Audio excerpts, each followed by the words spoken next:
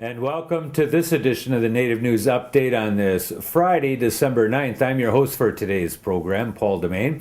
Many of the stories right here can be found at our website, but today we're going to go straight to Window Rock, Arizona and talk with Navajo Times publishing correspondent Marley Shebala. Marley Shebala, thanks for joining with us today on the Native News Update. Directly from Window Rock, Arizona, of all places. We have a white Christmas up here. Tell us a little bit about what your holiday season, and give us a welcome from the Navajo Nation. Okay, Yate, this is Marley Shebala from the Navajo Nation, and we had some snow, but much of it has melted away, and but it's still nice. It's cold. It's a pretty chilly cold. As soon as the sun goes down, the temperatures just immediately drop. Yeah. And so we have a lot of people still gathering wood, people selling wood, buying wood, and getting prepared, still for winter. Yeah. In the general concept of news for the Navajo Nation, how does preparation for the holiday seasons fall into place? You're saying they're out collecting wood for the winter. My understanding is there might be a hay shortage down your way. How's that going to affect the manger display and stuff like that? Well, I guess traditionally, Navajo during the winters is a time when we talk about our history, a lot about our history, which is done through ceremonies and stories. Right. And there's only the winter time is only time when certain ceremonies are done and storytelling is done, and also we have games that are played, and one of them is the string game, and it's real interesting because you have elders and they can do all kind of things with the string. They can make drums, from the strings. They can do teepees. They can just do a lot of string games, and there's stories that go with those games. And so you'll have them come together, and people will start having little competitions who can do the string game the fastest, who can how many string games can they do. And then we also have what we call the keshe, which is the shoe game, and that was it's more of a ceremony, but people always talk about it, referred to as a game, because it was first done by the creatures that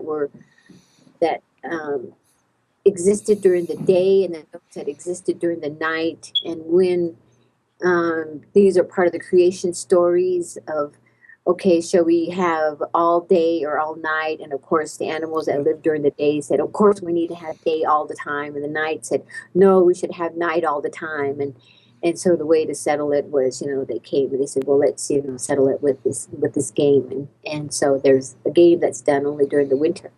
And then you have a ceremony, the Yebiche, which is done only during the winter. It's a major one, 9 days and 9 nights. And then you have what they call the mountaintop, or it can also be called the Bear Way ceremony, fire dance.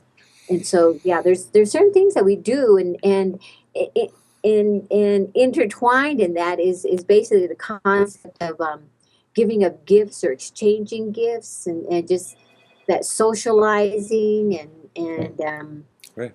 people Family. getting dressed up. Yeah, and it just a real, and so it blends easily into the Western Christmas. And of course you have the Christmas stuff Right. going on. Schools have plays going on, and there's going to be a parade in downtown Fort Defiance, and they're having Christmas bazaars, and so Right. yeah. I think, yeah, it's hard to describe to the children that this traditional tribal societies during the winter time really was a time for the storytelling, the creation stories, what we call up here the Winnebuju stories that are only told when snow is on the ground, so the other animals are quieted and you can get away with telling the stories, talking stories about the animals so they're not offended. This solstice, we're coming up with our winter drum dance here very soon, in which some people have said they're actually celebrating around the time when the sun started coming up, being the 20th of December, the shortest day, 20th, 21st. and the sun starts coming back, that some people saw that as more of the new year, or they counted the new year when the maple syrup started coming in the spring, like the renewal of life.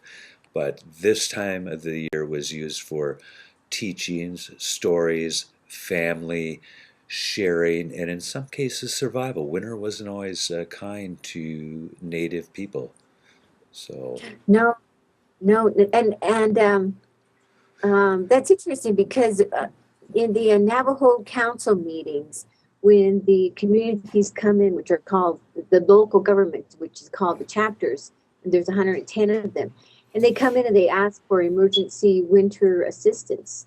And inevitably, one of the leaders will ask, well, why aren't you prepared? This is winter is nothing new, and a long time ago, he would remind them, we were always prepared. We always knew when the seasons were to occur, and you got ready for it. You set aside, food for the animals, for your family.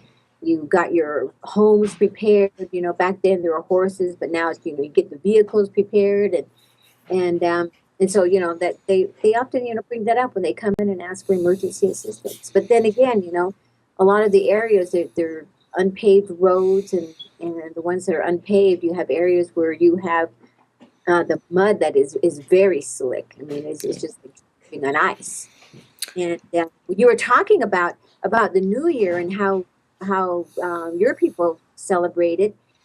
Just last week, my dad was Zuni, and so I'm part Zuni, but we had our annual Shalako, right. and that is, we come together, and the holy ones come down and visit with the people, and dance and prayers are done, and offerings are made, and there, you walk in, and the moment that they start the dances, which is usually early in the morning, they just start serving whoever comes in. And then throughout the night, if you're in any of the houses, and there's 7 of them for the different shalakos, they'll just start, handing you fruit, and they'll hand you, soda, water.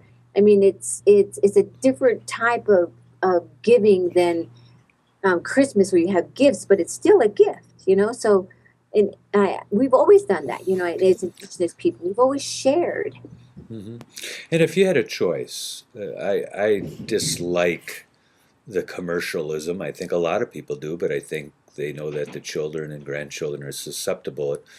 What kind of things would you propose doing in lieu? There's a lot of people who can't afford a lot of commercial, uh, things, toys, and so forth, and they get more and more expensive as they get along with electronics. What kind of things would you suggest that are valuable for families, children, and stuff to replace that commercial part of it? See, this is where communities need to really open up their centers, or their schools, or even whatever is available, government buildings, or um, BIA schools, gyms, churches, whatever is there large enough for communities, and just every week have a site where communities can come and focus on the children, and give them a gift. And oftentimes children aren't really interested in the electronics. Really, they appreciate a gift, just anything. If you give a child a little, a pair of really nice gloves, I mean, they're happy. A nice jacket, shoes, boots, brand new. Because a lot of families, they can't afford that, and they need that right now. Right. And that's what it should be all about now, is the children, focusing on the children, Yeah. and making sure that they're warm, they're safe, they're well fed, and they feel love. That's interesting because that's such a simple answer where you can say, look, if you don't have money to buy toys, send some love out there. Show some love. Show, maybe mom and dad not arguing during Christmas, or dad not drinking for 48 hours is a much bigger gift than uh,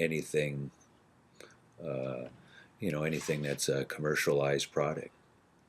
So, Oh yeah, and when you bring the communities together, these families won't feel that isolation. And I think that's one thing in Indian country that we're all feeling is the loss of family, the loss of community, and those ceremonies are what kept us intact as families, as communities, and then those Absolutely. ceremonies were ripped away from us, and so now we're going to have to struggle to get that community back, get the families together, bring in, and that's why I was saying, that every week there should be some kind of a community event that's free that these individuals can come to, and it can be a powwow, it can be drums, it can be a cakewalk, it can be anything at all, but just something that someone will feel welcome to on the outside and walk in, and Yeah, really, interesting.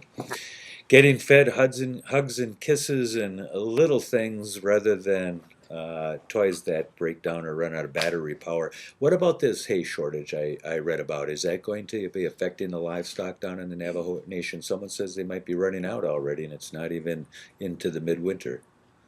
oh yeah. I think this goes back to what, as Indigenous people, we've been talking about for years and years, is we've noticed, because we've lived on the land for all our lives, how it's changed. And so we recognize climate change and the environment. And you have years of drought that have been occurring out here on the Navajo Reservation. We do have the moisture. I remember probably about, oh geez, maybe 30 years ago or so. I Yeah, mean, there was so much snow, knee deep, and those winters are gone. um, Communities, which may not have been nice getting flooded, but as children, we loved it. We ran out there, and washed away the water, right, and played in the mud. And so that comes from the earth not being able to, sustain the animals. And so the dependence on, supplemental food for the livestock is there. It's expensive, and it's something that's facing our people. People have right. always been with livestock. Yeah, it's a crisis, and so they're going to have to reach outside and try to get the supplemental food for the animals. And actually, the veterinarians, the clinics out here are educating the people and saying, listen, if you aren't carrying and they haven't been pregnant for a year, get rid of them, sell them, and keep the ones that are carrying, and you're just going to have to make some difficult choices. But there's no sense in carrying a cow that's not producing. Right. Narrow it down and slim it down so you're not you're protecting at least the seed crop of the cattle and so forth. Interesting. What else is happening down there? We got another minute or two left. Anything big on the sports section or the political section that you got a little bit of time to say? They have this time of the year is basketball, and Okay. I'm sure out where you live, there's a basketball hoop at every home. Yes. Out here it's the same thing. Yes. And people fill up those gyms and they go in there, and the kids are all involved, and it's really great. They had a big tournament out in Gallup, and the kids did really good.